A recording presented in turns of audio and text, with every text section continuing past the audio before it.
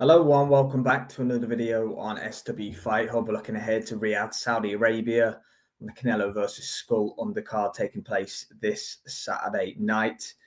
Jaime Munguia and Bruno Surace, they're going to run it back. One of the biggest knockout shocks in recent boxing times.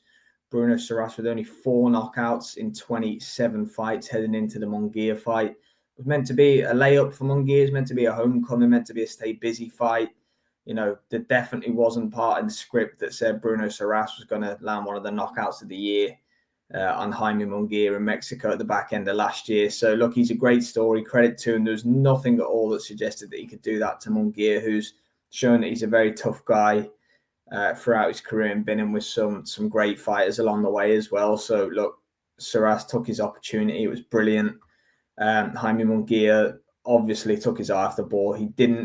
He went in there with the feeling that he couldn't be knocked out.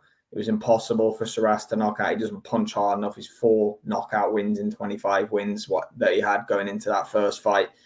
And that's why he got knocked out. He just took his eye off the ball. And we've seen it many a time before with fighters.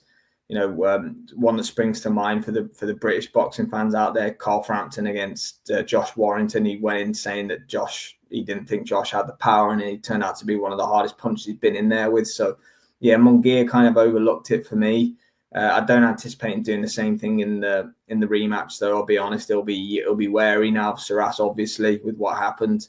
I do anticipate Munguia to be, more, should I say, defensively sound, but also more risk averse. So I'm going to go with the Munguia. Going to go with a late stoppage for Jaime Munguia in this one, but I do think the points decision's in play as well. I think Munguia is going to take it a lot easier than the first fight. So I would lean towards a late stoppage, but don't rule out a Jaime Munguia decision here. But I would be surprised if he fell for the same trick twice from Bruno Surace. But we'll see. Let me know what you think, guys. And as always, thanks for watching.